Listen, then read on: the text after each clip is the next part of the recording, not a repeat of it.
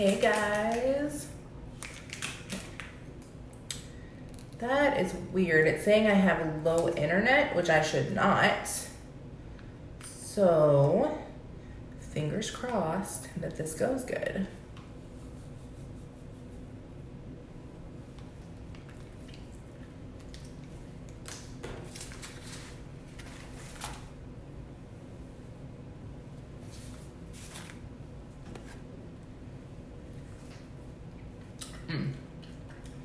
Hey, Amanda.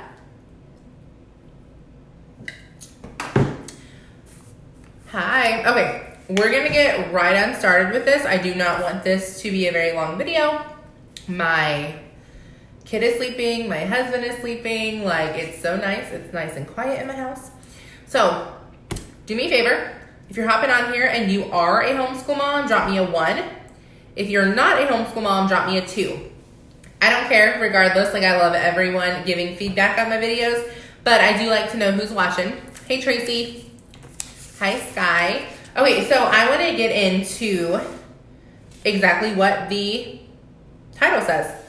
The 8 tips that most homeschool parents make. And honestly, I think this can be a tip that, or the 8 mistakes that a lot of parents make, regardless if you're homeschool or not. So if you're not homeschooled, do not let that deter you from watching this. But the first one is playing the comparison game. I think this is a big one because so many people are on social media showing how they homeschool their kids. So it's very easy to kind of compare, oh, well, her homeschool room is nicer than mine. Her homeschool room is there and I don't have one. Like, we're about to turn part of our garage into a homeschool space, I think. Because I don't know, I guess it's federal. Like, federally, if you run a business from your home and you want to claim it on taxes, you have to have an office that's not used for anything else. So my plan of having like a half office, half homeschool room did not go. So all these cute Pinterest things I had saved and turning into like a really awesome homeschool room, yeah, that's not going to be a thing. So don't play the comparison game. But that could be honestly with everything. I absolutely love the quote that it's better to be a first-rate version of yourself than a second-rate version of somebody else. When I first started homeschooling, but also when I first started my home business, I was always trying to copycat other people. One rule of marketing and attraction marketing is you're not supposed to talk about anything that's controversial. Well, I'm a Christian. I'm very vocal about that. Guess what? Religion is considered a controversial topic. So many leaders told me, don't post about that. Don't post about God. Don't, just leave that part out. And I was like, well, that's a really big part of my life. It's hard to be me when I'm not allowed to talk about that. So I think the same thing with homeschooling. Like, if you are going to go with a certain theme or a certain curriculum or whatever, like, you have to own that. And you have to not really care what other people think and just, like a horse when they're racing, put your blinders on and do what you need to do. And that kind of ties into the second thing is that you need to do the best thing for your kid. And for some of you, you have multiples, so that's going to be a little bit more of a guesswork than, like, I only have one child. We planned it. Well, we weren't supposed to have kids at all. We had the one, and we decided right then, like, we don't want a second one. I love her to death. I would never change anything. I wouldn't have my job if it weren't for my child. And I honestly have like a better job than I could have ever dreamed of, put it that way. Those of you that see me know that because you know the kind of work I do. Like, I work from home. I make a full-time income off of Facebook. So I would have never done that without a kid. So absolutely no regrets. However, we are good with one. So some kids are going to learn way more hands-on. Some kids are going to learn way more with like worksheets and stuff. And some kids are going to need a lot more breaks than others. I kind of have a combination of 1 and 3. So my daughter does workbooks, but she doesn't love them. She is very hands-on. So we use Timberdoodle Company. I think that's how you say it. They're very hands-on. They are very advanced. I absolutely love their curriculum. And then we also take a lot of breaks. During the cool part of the summer and the not so cold part of the winter or fall or whatever, we do a lot of schooling outside. We set up a table in our garage. We open the garage door, open the back door to the garage. The nice breeze flows through. It's absolutely amazing. And she'll do a couple workbook sheets or an activity or whatever we're doing. And then she gets to go play in the driveway and write on the driveway with chalk. She loves it. Somebody, and I think I'm going to do this too. I'm going to get one of those little trampolines. In a homeschool convention I was at, they were talking about how their daughter was just very ADD, like so much extra energy. So they got a mini trampoline, set it by the kitchen table, and every time she wrote her vocabulary words 5 times, so like one word, write it 5 times, you get to go jump 10 times. Come back, one word, write it 5 times, and go jump 10 times. I thought that was so cool. Like, I'm definitely going to do that. So you are going to find out what works best for your kids. And that's fine. Like, every person learns differently, right? I think one reason the public school system is so quick to label certain kids as being like educationally challenged is just because they aren't able to to devote the time needed to that one child because they have so many other kids. So you can't let a kid go jump on a trampoline every time he writes 5 words because now you have 30 other kids wanting to do that, right?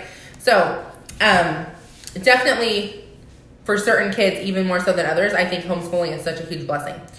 Number 3 that a lot of homeschool parents that I see make this is they take their earplugs out.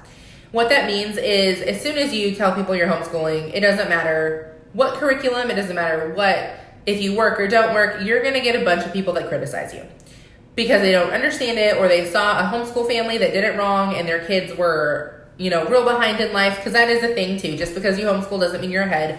Just because you homeschool doesn't mean you're behind. Like, it really is up to the family. But everyone knows that homeschool kid that was weird and can't socialize, and everyone knows the public school kid that dropped out and was pregnant at 16. So again, like, it doesn't matter what your choice is, somebody is going to criticize you because they knew somebody that did it the way you're doing it and it failed. So definitely I would say don't take the earbuds out. Number 4 is they don't have realistic expectations. If you're watching this and you are a homeschool mom and it is all rainbows and unicorns all the time, drop me down a 3. If it is sometimes thunderclouds and wailing and gnashing of teeth, drop me down a 4. I taught in a public school classroom for a little over a year. I also taught several kind of outside the box places for the past 7 to 8 years. So I knew coming into this that it was not going to be rainbows and sunshines because I have taught in lots of different classrooms. However, the most common misconception I hear moms say is, oh my gosh, it's going to be so awesome to be with my kid 24/7. Girl, you crazy. Okay? You don't even know. Like, you do not know how many times they're going to tell you that same story, 17 billion times. You do not know how frustrated you're going to get when your 4-year-old daughter looks at you and she's doing her phonics lesson and she says, m-a-n, cat. And you're like, no. Like, yeah, Sundays 3, Sundays 4. That's literally the point, is it's up and down. The realistic expectation that you need to have is some days are going to be amazing. Some days your kid is going to do everything and you're going to have extra time and you're going to love it. And other days they're literally going to have cat moments. And you literally look at them and you're like, what is not connecting in your brain? I had one of those moments 2 or 3 days ago. Like, my daughter is doing so good in math. She is almost 5. She's not quite 5 yet. We are well into our kindergarten year. I'm working at her own pace. We started early, so if I need to take 1.5 years for kindergarten, we can. Like, that's not an issue. Because she was just really loving school after preschool, so we went ahead and started. And she is just doing so good at math. Like, she can add. She's doing really good. We just started learning placements, or place values, I guess, units, tens, and hundreds. And she's catching on to those like crazy, and she's just really good at math. And then you put a phonics book in front of her, and there are still a few letters that she has, I don't know why, but the lowercase f and lowercase j, she gets mixed up. There's just a few like very basic things. So Realistic expectations, guys. Your kids are probably going to be great in areas and not in others, and you have to be okay with that. You have to be okay with them not being the best at every single thing. The fifth mistake that I see a lot of homeschool parents make is they're not committed. Their kids know that you're just trying this out, and if it don't work and you don't like what we're doing, we're going to go back to school next year or next semester even. If your kids... Hi, kiddo. Whoa, okay, you're naked. Can you go on the couch for a few minutes till I'm done with my video? Yes, Mom. Thank you. Sorry, I'm so sorry. She just woke up from a nap, so she's not like actually naked, but she's in underwear, so not what I want to put on Facebook. And I didn't realize that she had taken her clothes off to take a nap, so I'm almost done. So then I go get her some food, and we're headed back to church in a little bit. But anyway, so a big mistake that I see parents make is they're just not committed. Their kids know that the homeschooling thing is just testing the waters. Now, the only way you can really get away with that is if your kid is basically starting preschool, because I wasn't committed. Okay, I kind of went into this with the notion of if I screw up the preschool year, I could just send her to school next year. It's not a big deal. Like, preschool is important. I'm not saying it's not, so nobody get mad at me for that. However, it's not that important. Like, I would rather her do something and maybe not do it all the way right, because that was my fear, was that I was going to, like, not be able to teach her correctly. Even though, again, I went to college, I have a teaching degree, and I was fearful. So I know some of you guys, because you reach out to me and say, oh, I don't know if I can teach them. Just have faith that if you're meant to do this, you can do it.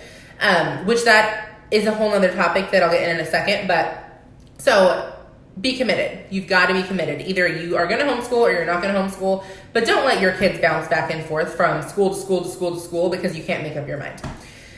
Number 6 is parents aren't flexible.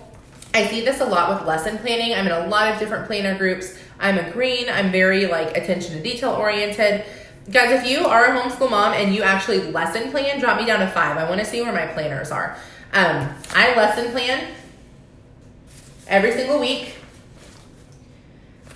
This past week we did a stars and stripes thing. Okay, this is the way I do it.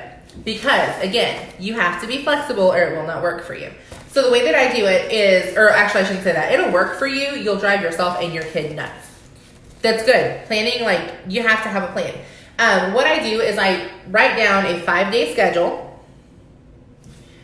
We do phonics, math, writing and doodling are like in the same time block. So if we do writing one day, we don't do writing the next day. And doodling is rhyming. I'm not sure why they call it a doodling book, but we do science, we do geography and history. Again, geography's in one slot, history, so we rotate days. And then we do either a science experiment or like talking about different parts of your body. There's like an anatomy book that's really cool that opens flaps. And then we do Spanish. Before anyone freaks out because I'm doing too much with my 5-year-old, I will do a curriculum video at one point. I'm not doing it right now. But again, I work at her own pace. So what I do, if you look real close, I think, yeah, you can see the pencil mark where I X out. So all I do is I have a 5-day, if we had a perfect week, we would get all of this done in 5 days. Do we have perfect weeks? Rarely. Rarely does life not happen. Some days, you know, she's more into math than she is to science. I kind of like let her lead it, but me guiding it, if that makes sense. Like if we're having a real rough day, like a couple days ago, she loves math, but she had a real rough day. She had a rough day, wasn't getting a concept. Instead of like, oh, I have 4 more pages we have to do, like you have to do this. We just quit and went on to writing. So what I do is I just exit out when we get done with that lesson. So then tomorrow I can look and say, okay, last week we did our phonics every single day. And we are 2 lessons behind in math. So we're going to do math at the beginning of the class today. And then we're also going to do math at the regular time slot as long as she's not like freaking out about it. And the same with, we didn't get to our science experiment last week because we did a really cool art experiment instead, or art project. So we're going to do an extra science experiment this week. So that's what I mean by, you know, just be flexible. And then the very last tip, guys. And if you are like, dang, is this girl ever going to shut up? Probably not. This is me. Sorry. I am very passionate about homeschooling. I'm very passionate about teaching in general. I am very passionate about a lot of different things. The number 8 is they think that they have to homeschool. Now, this one is more for people who aren't homeschooling. Like, if you're homeschooling, I'm not trying to deter you from doing that. But if you're on the fence about homeschooling, just know that there are other options that are available to you. You do not have to homeschool to get your kid a good education. I am a huge advocate for homeschooling. I am not an advocate that every single person should homeschool. To be honest, there are some parents that they would do their child a disservice by homeschooling them versus putting them in school. And that's nothing against the parent. There's just every family has different circumstances. So just know that you have different options. Don't think that you're stuck in that you are a bad parent if you don't homeschool your kid because so-and-so's aunt's grandma told you that. Okay, so you have options. Just know there's plenty of good charter schools, public schools, Christian schools, private schools. Like, there's so many really, really good options out there that homeschooling is not the only good option. Now, do I think it's the best option for my family? Absolutely. Do I think if you can do it and you can financially do it, you have the time to do it, you have the patience to do it, that your child would have a bunch of different, legs up in certain things? Yes. For the simple fact that one-on-one is always better than a class with one teacher. If that makes sense, right? Like, but if you don't have the patience, you don't have the money, if you have to work full-time and you don't want to come home and try to cram school in for a couple of hours at night while your kids stay home alone all day, like, don't do it, okay? There's lots of different options. So just to recap, if you're hopping on the end, go watch the replay. But these are the 8 giant mistakes that I see a lot of homeschool parents make and a lot of parents in general. The first one is playing the comparison game. The second one is doing what's best in someone else's eyes. So in other words, not doing what's best for their kid, but what they think what someone else told them they should be doing. Taking the earplugs out, and that would just be listening to the criticism. Number 4 is having unrealistic expectations. Number 5 is not being committed. Number 6 is not being flexible. And then I went 1 through 6 and then I did number 8. Sorry guys. So number 7 is thinking that homeschooling is the only option. So if you guys liked this, please drop me down some hearts in the comment. If you are watching on my YouTube channel, click subscribe. That way you can get notified when I do other videos like this. So have an awesome Sunday.